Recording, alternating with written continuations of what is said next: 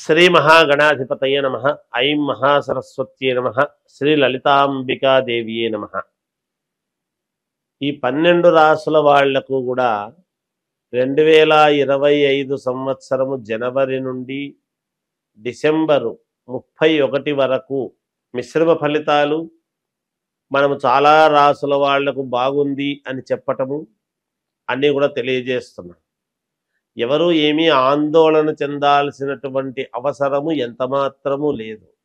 ఎందుకు ఈ మాట నేను ప్రతిసారి చెప్తాను అంటే, ఏ లగ్నములో ఎవరైతే పుట్టి ఉంటారో ఆ లగ్నము రీత్యా కూడా ఉన్నటువంటి గ్రహస్థితుల వల్ల కొంతమందికి అనుకూలము ఉండొచ్చు, కొంతమందికి ప్రతికూలాలు ఉండవచ్చు. అందుకనే ఎప్పటికప్పుడు మనము మన బాధ్యతగా మనము తెలుసుకోవటం అనేది జరుగుతుంది. అందుకనే ప్రసార మాధ్యమాల ద్వారా చాలామంది మాస ఫలాలు కూడా తెలియజేస్తూ ఉంటున్నాం. అంటే ఏ నెల ఏం జరుగుతుంది ఏమిటనేటువంటి వివరాలు కూడా తెలియజేస్తూ ఉన్నాం. అయితే ఇప్పుడు ఈ 12 రాసుల వాళ్ళు కూడా ఈ రాశి ఆ రాశి అని కాదు, అందరూ కూడా ఈ 2025 జనవరి నుండి మామూలుగా డిసెంబర్ వరకు కూడా కొన్ని అన్ని పనులకు కలిపినటువంటి పరిహారాలు అనేటువంటివి కొన్ని ఉంటాయి. అంటే ఈ పనికైతే ఇది, ఇంకొక పనికైతే ఇంకొకటి అని జాతకాన్ని బట్టి చెప్పటం అనేటువంటిది అది వేరు. కానీ జనరల్గా సహజ సిద్ధముగా మనము చేసుకోవాల్సినటువంటివి కొన్ని ఉంటాయి కదా. అవి ఏమిటయ్యా అంటే, మీకు తోచిన విధముగా ఎక్కువ సార్లు, అంటే నెలలో కనీసము ఒక 2 సార్లన్నా, అలా 12 సార్లు చేసేటప్పటికి 12 2 24 సార్లు అవుతుంది. అలా నెలకు 2 సార్లన్నా గోమాతను పూజించండి.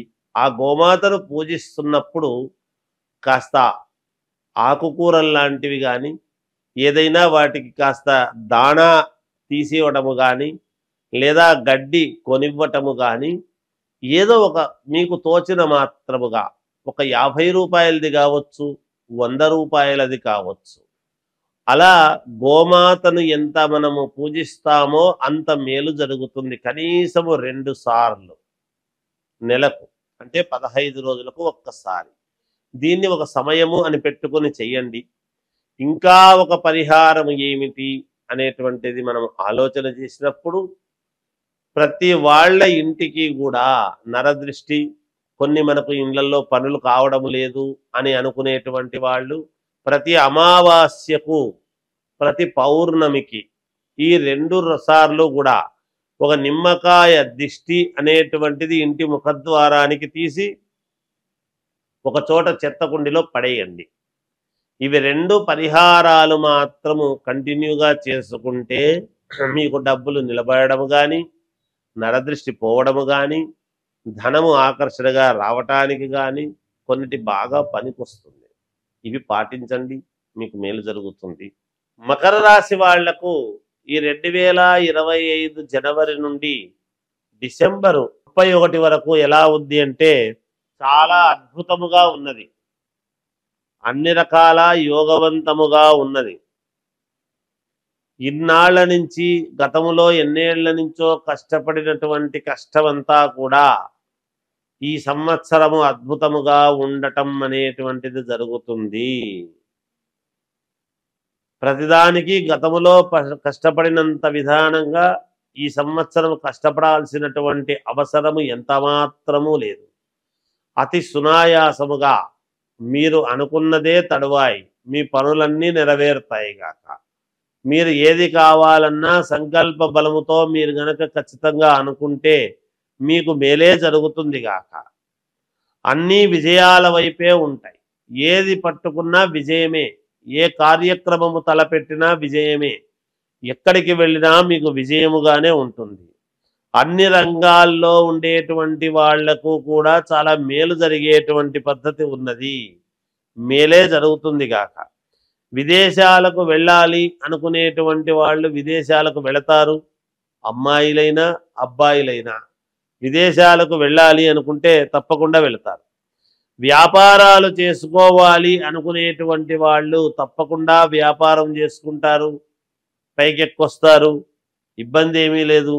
రాజకీయాల్లో ఉండేటువంటి వాళ్లకు పదవీ యోగం అనేటువంటిది ఉన్నది. ఈ రాశి వాళ్లకు పిలిచి మరీ పదవి ఇవ్వటం అనేటువంటిది జరుగుతుంది గాక. అనూహ్యముగా మీరు తిరిగినంత కాలము గతములో అది కావాలి ఇది కావాలి అని తిరిగినప్పుడంతా మీకు జరిగి ఉండదు. ఇప్పుడు ఊరికే కూర్చున్నా ఇంటికి వచ్చి పిలిచి మిమ్మల్ని పిలుచుకు వెళ్ళి పదవి ఇవ్వటం అనేటువంటిది జరిగి తీరుతుంది గాక. అలాగే పెద్ద పెద్ద పదవులు అనేటువంటిది మీరు ఆశ్రయించి తీసుకుంటారు గాక. కుటుంబంలో చిన్నపాటి ఇబ్బందులు ఉండినా అధిగమించడం అనేటువంటి జరుగుతుంది. స్త్రీలకు చాలా యోగదాయకముగా ఉంటుంది. వైద్యులకు చాలా అనుకూలముగా ఉన్నది. లాయర్ వృత్తి పని చేసుకునేటువంటి వాళ్లకు కూడా చాలా యోగవంతముగా ఉంది. పోలీసు డిపార్ట్మెంటులో ఉండేటువంటి వాళ్లకు కూడా అనుకూలముగా ఉన్నది. ఏది ఏమైనా వివాహము కావాలి అనుకునేటువంటి వాళ్లకు వివాహ యోగం, సంతానము కావాలి అనుకునేటువంటి వాళ్లకు సంతాన యోగము, నాకు ఉద్యోగం రావాలి అనుకునేటువంటి వాళ్లకు ఉద్యోగం వస్తుంది. ఈ 2025 మకర రాశి వాళ్లకు చాలా యోగవంతముగా ఉన్నది అని తెలియజేస్తూ జయోస్తు.